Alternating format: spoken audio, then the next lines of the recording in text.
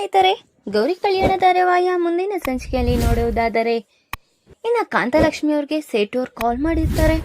ಆಗ ಅಷ್ಟೊತ್ತಿಗೆ ಆ ಸೇಟು ತಂದು ಕೊಡ್ತೀನಿ ಅಂತ ಹೇಳ್ತಾ ಇನ್ನು ಸೀದಾ ಹೋಗಿ ಕಬೋರ್ಡ್ ಒಳಗೆ ಹಣನ ತೆಗಿಯೋಣ ಅಂತ ಹೋಗ್ತಾ ಇರ್ತಾಳೆ. ನೋಡಿದ್ರೆ ಅಲ್ಲಿ ಅವಳು ಇಟ್ಟಿರೋ ಹಣ ಇಲ್ದಿರ, ಚಿನ್ನು ಚಿನ್ನು ಅಲ್ಲಿ ಕಬೋರ್ಡ್ ಒಳಗೆ ಹಣ ಇಟ್ಟಿದೆ ಕಣೆ, ಏನಾಯ್ತೆ ಅಂತ ಕೇಳ್ತಾ ಇರ್ತಾಳೆ.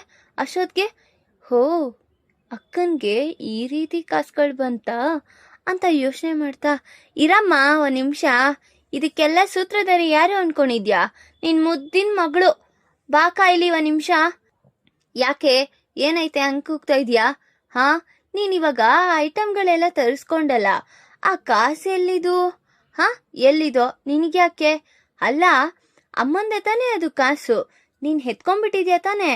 ಇದ್ಯಾವಾಗಿಂದ ಕಲ್ತಿದ್ಯಾಕ ಬುದ್ಧಿನ ಕಳ್ತನ ಮಾಡೋದು ಅಂತ ಕೇಳ್ತಿದ್ದಂಗೆ, ನಾನೆಲ್ಲೇ ಕಳ್ತನ ಮಾಡಿದ್ದೀನಿ? ನಮ್ಮಮ್ಮನ ದುಡ್ಡು ನಾನು ಎತ್ಕೊಂಡು ಖರ್ಚು ಮಾಡಿದ್ದೀನಿ, ನಿನಗೇನು ಕಷ್ಟ ಅಂತ ಮೋನಿಕಾ ಕೇಳ್ತಿದ್ದಂಗೆ, ಯಾರೇ ನಿನಗೆ ಅಮ್ಮ? ಯಾವತ್ತೂ ನೀನು ನನ್ನ ಅಮ್ಮ ಅನ್ನೋದನ್ನ ಬಿಟ್ಬಿಟ್ಟಿದ್ಯಾ ಆಯ್ತಾ? ನಾನು ಇನ್ನ ನಿನ್ನ ಮಗಳ ಥರ ನೋಡ್ತಾ ಇಲ್ಲ. ಈಗ ನಾನು ಯಾರಿಗೋ ಕೊಡ್ಬೇಕಾಗಿರೋ ಕಾಸನ್ನ ಅಂತ ಎತ್ತಿಟ್ಟಿದೆ. ಅದು ನನ್ನ ಗಂಡ ಕಷ್ಟಪಟ್ಟು ದುಡ್ದಿರೋ ಕಾಸು. ಅಷ್ಟೋ ಇಷ್ಟೋ ಸಾಲನೋ ಮೊಪ್ಪನೋ ಮಾಡ್ಕೊಂಡು ಈ ಮನೆನ ಸಾಗಿಸ್ತಾ ಇದೀವಿ. ನೀನ್ ಈ ರೀತಿ ಮಾಡಿದ್ರೆ ನಾವ್ ಏನಂತ ರೋಡಿಗೆ ಬಿಡ್ಬೇಕಾ ಅಂತ ಹೇಳ್ತಿದ್ದಂಗೆ, ಅಮ್ಮ ನೀನ್ ನನ್ನ ಫಸ್ಟಿನ ತರ ನೋಡ್ಕೊಂತಾನೆ ಇಲ್ಲ. ಏನಾಯ್ತಮ್ಮ ನಿನಗೆ? ಏನಾಯ್ತು? ನೀನ್ ಮಾಡ್ತಾ ಇರೋ ಗನಂದಾರಿ ಕೆಲಸ ಅಂತದು. ಮೊನ್ನೆ ನೋಡಿದ್ರೆ ಆ 100 ಜನದ ಮುಂದೆ ನಿನ್ನ ಹೆಸರನ್ನ ಕಳ್ಕೊಂಡೆ. ಈಗ ಮನೇಲಿ ನೋಡಿದ್ರೆ ಈ ಕಳ್ತನ ಬೇರೆ ಮಾಡಿದ್ಯಾ. ಏನ್ ಜೀವನ ಅಂತ ಬದುಕ್ತಿದ್ಯಾ ಮೋನಿಕಾ ನೀನು? ನಿನಗ್ ಸ್ವಲ್ಪನೂ ಬುದ್ಧಿ ಅನ್ನೋದಿದ್ಯೋ ಇಲ್ವಾ? ಲದ್ದಿ ತಿಂತ ಇದ್ಯಾ? ಏನಾಗ್ತಿದೆ ನಿನ್ಗೆ ಅಂತ ಹೇಳ್ತಿದಂಗೆ, ಅಯ್ಯೋ ಬಿಡಮ್ಮ, ನಿನ್ ದುಡ್ಡೇ ತಾನೆ. ನಾನು ಆ ಮನೆ ಸೊಸೆ ಆದ್ರೆ ಅವಾಗ ನಿನ್ಗೆ ಅಲ್ಲಿಂದಾನೆ ಕಾಸುಗಳನ್ನೆಲ್ಲ ಕಳಿಸ್ತಾ ಇರ್ತೀನಿ ಅಂತ ಮೋನಿಕಾ ತುಂಬಾ ದಿಮಾಕಿಂದ ಅವ್ರ ಅಮ್ಮನ್ಗೆ ಎದುರುತ್ರ ಕೊಡ್ತಾ ಇರ್ತಾರೆ. ಅಷ್ಟೊತ್ಗೆ ನಮ್ಗೆ ಅಂತ ಕಾಸೇನು ಬೇಕಾಗಿಲ್ಲ ಆಯ್ತಾ? ಅಲ್ಲಿ ಇನ್ನೊಬ್ಳು ನನ್ ಮಗಳಿದ್ದಾಳೆ, ಅವಳ ಜೀವನ ಆದ್ರೂ ಚೆನ್ನಾಗಿರ್ಬೇಕು ಅಂತ ನಾನು ಬೇಡ್ಕೊಳ್ಳೋದು. ನಿನ್ನಂಗೆ ಈ ರೀತಿ ದೌಲತ್ತಾಗಿ ಮಾತಾಡಿದ್ರೆ ಯಾರು ಇಟ್ಕೊಳ್ಳಲ್ಲ, 1-2 ದಿವಸನು ನೋಡ್ಕೊ ಹುಷಾರು ಅಂತ ಕಾಂತಲಕ್ಷ್ಮಿ ಅವರು ಹೇಳ್ತಾ ಇರ್ತಾರೆ. ಹೋ, ನನ್ನ ಜೀವನನ ನಾನು ನೋಡ್ಕೊಳ್ಳೋದು ಗೊತ್ತಿದೆ, ನೀವೇನ್ ನನ್ಗೆ ಹೇಳ್ಕೊಡೋ ಅಂತದ್ ಬೇಕಾಗಿಲ್ಲ ಅಂತ ಮೋನಿಕಾ ಹೇಳ್ತಾ ಇದ್ದೀನ ನೋಡಿ. ಕಾಂತಲಕ್ಷ್ಮಿಗೂ ಮತ್ತೆ ಅವ್ರ ಯಜಮಾನ್ರೆ ಎಲ್ರಿಗೂ ಸಹ ತುಂಬಾ ಬೇಜಾರಾಗ್ತಾ ಇರುತ್ತೆ. ಈಗಾದ್ರೂ ಅರ್ಥ ಐತೆ ನಮ್ಮ ನಿನ್ ಮಗಳು ಬಂಡವಾಳ, ಅದಕ್ಕೆ ಹೇಳೋದು ಹುಷಾರಾಗಿ ಎತ್ತಿಡು, ಅವಾಗಿಂದ ಅವಾಗಿ ಯಾರಿಗ್ ಕೊಡ್ಬೇಕೋ ಕೊಟ್ಬಿಡು ಅಂತ.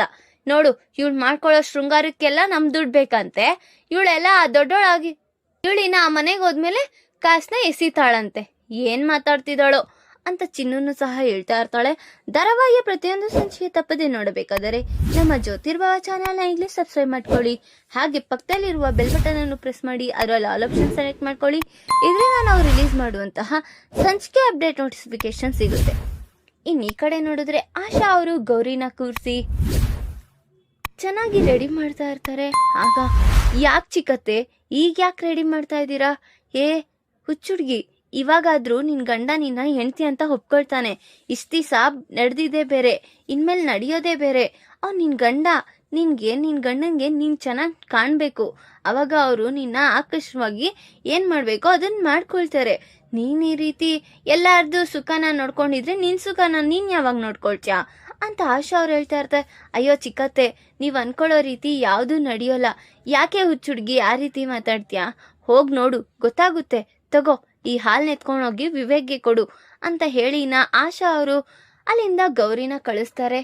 ಗೌರಿ ನೋಡಿದ್ರೆ ಸೀದಾ ಒಳಗ್ ಬರ್ತಿದ್ದಂಗೆ ವಿವೇಕ್ ಅವನ್ ಪಾಡಿಗೆ ಅವನು ಲ್ಯಾಪ್ಟಾಪ್ ಅಲ್ಲಿ ವರ್ಕ್ ಮಾಡ್ಕೊಂಡು ಕೂತಿರ್ತಾನೆ.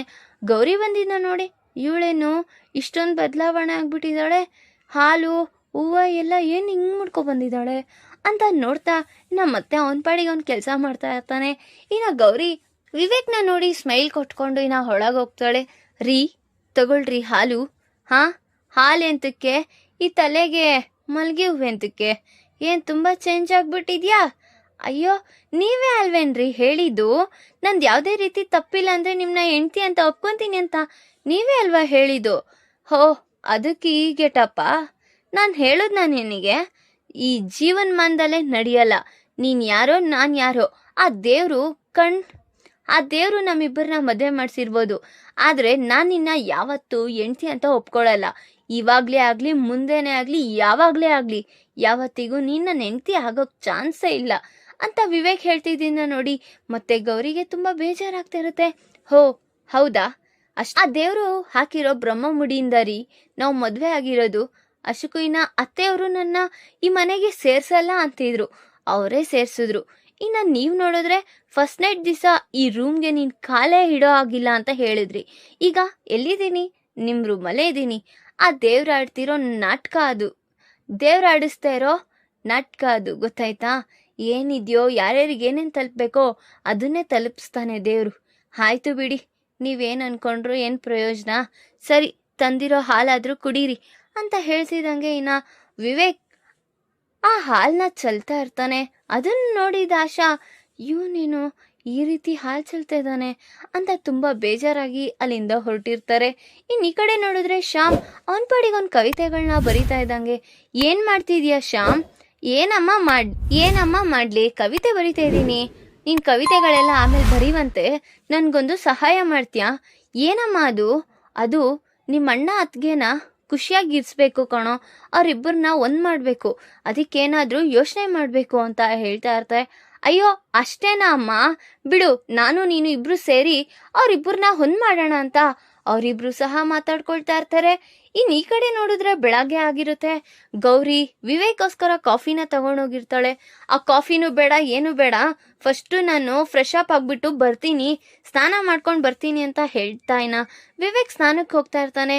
ಇವ್ರೇನು ಕಾಫಿ ತಗೊಬಂದ್ರೆ ಸ್ನಾನಕ್ಕೆ ಹೋಗ್ತೀನಿ ಅಂತಾರೆ, ಟಿಫನ್ ಇತ್ತಂದ್ರೆ ಆಮೇಲೆ ತಿಂತೀನಿ ಅಂತಾರೆ, ಏನಪ್ಪ ಇವ್ರದು ಅಂತ ಯೋಚನೆ ಮಾಡ್ತಾ ಮತ್ತೆ ಆ ಕಾಫಿನ ಹಿಂತಿರುಗಿ ತಗೊಂಡೋಗ್ತಿದ್ದಂಗೆ, ಮನೋರೆ ಇಲ್ಲಿ ನೀರ್ ಬರ್ತಾ ಇಲ್ಲ, ನೀರಿಗೆ ಸ್ವಲ್ಪ ತೊಂದರೆ ಆಗಿದೆ, ಯಾರು ಈಗ ಸ್ನಾನಕ್ಕೆ ಹೋಗೋದು ಬೇಡ ಅಂತ ಹೇಳಿ ಅಮ್ಮವ್ರೆ ಅಂತ ಹೇಳ್ತಿದ್ದಂಗೆ, ಹೋ ಹೌದಾ ಸರಿ ಅಂತ ಹೇಳಿ ನಾ ಗೌರಿ ಮತ್ತೆ ಹಿಂತಿರುಗಿ ರೀ ಅಂತ ಕೂಗ್ತಾ ಇರ್ತಾರೆ. ಈಗ ತಾನೇ ಬಂದಿದ್ದೀನಿ, ಪ್ರಶಾಂತವಾಗಿ ಸ್ನಾನನು ಸಹ ಮಾಡಕ್ ಬಿಡಲ್ಲ, ಏನಪ್ಪ ಇವಳು ಅಂತ ಹೇಳ್ತಾ ಇದ್ದಂಗೆ, ರೀ ಏನೋ ಹೇಳ್ಬೇಕು. ಅಯ್ಯೋ ನೀನೀಗೇನು ಹೇಳೋ ಅಂಥದ್ದು ಬೇಡ, ಏನು ಬೇಡ, ನನ್ನ ಪಾಡಿ ನಾನು ಸ್ನಾನ ಮಾಡ್ಕೊಂಡು ಬರ್ತೀನಿ ಅಂತ ಇನ್ನ ಯೋಚನೆ ಮಾಡ್ತಾ ಇರ್ತಾನೆ ವಿವೇಕ್. ಇನ್ನೇನು ಅವನು ಸ್ನಾನಕ್ಕೆ ಹೋಗ್ತಾ ಸೋಪೆಲ್ಲ ಹಚ್ಕೊಂಡು ಇನ್ನೇನು ಅವನು ನೀರ್ ಟ್ಯಾಪ್ ಆನ್ ಮಾಡ್ಬೇಕಾಗಿರುತ್ತೆ. ಅಷ್ಟೊತ್ತಿಗೆ ಗೌರಿ 3, 2, 1 ಅಂತ ಅನ್ಕೊಳ್ತಾ, ಯೋ ಇಲ್ಲಿ ನೀರೇ ಬರ್ತಾ ಇಲ್ವಲ್ಲ, ಅಯ್ಯೋ ಅದ್ ನನಗ್ ಫಸ್ಟೇ ಗೊತ್ತಿತ್ತು ರೀ. ಗೊತ್ತಿದ್ರು ಮತ್ತೆ ನೀನ್ ನನಗ್ ಹೇಳಿಲ್ವಾ? ಮತ್ತೆ ನೀವು ನಾನು ಹೇಳೋ ಗಂಟ ನೀವು ಪೂರ್ತಿ ಕೇಳಲೇ ಇಲ್ಲ ಅಂತ ಅವರಿಬ್ರು ಮತ್ತೆ ಕೋಳಿ ಜಗಳನ ಮತ್ತೆ ಮುಂದುವರಿಸ್ತಾ ಇರ್ತಾರೆ. ಈಗ ಆಶಾ ಮತ್ತೆ ಅವ್ರ ಮಗ ಶ್ಯಾಮ್ ಇಬ್ರು ಸೇರಿ ಹೇಗಾದ್ರೂ ಗೌರಿನ ಮತ್ತೆ ವಿವೇಕ್ನ ಒಂದ್ ಮಾಡ್ಬೇಕು ಅಂತ ಹೊರಟಿದ್ದಾರೆ. ಅವ್ರು ಅನ್ಕೊಂಡಂಗೆ ಇಬ್ಬರನ್ನ ಒಂದ್ ಮಾಡ್ತಾರಾ ಅಥವಾ ಮತ್ತೆ ಗೌರಿ ವಿಚಾರ ಮತ್ತೆ ಮೋನಿಕನ್ ವಿಚಾರದಿಂದ ಮತ್ತೆ ಅವರಿಬ್ಬರಲ್ಲಿ ಗೊಂದಲ ಹುಟ್ಟುತ್ತಾ ಅನ್ನೋದನ್ನ ಮುಂದಿನ ಭಾಗದಲ್ಲಿ ತಿಳಿಸ್ಕೊಡ್ತೀನಿ. ಈ ವಿಡಿಯೋ ಇಷ್ಟ ಆದರೆ ಲೈಕ್ ಮಾಡಿ, ನಿಮ್ಮ ಫ್ರೆಂಡ್ಸ್ ಹಾಗೆ ನಿಮ್ಮ ರಿಲೇಟಿವ್ಸ್ಗೂ ಶೇರ್ ಮಾಡಿ ಅಂಡ್ ಕಮೆಂಟ್ ಮಾಡಿ. Thanks for watching.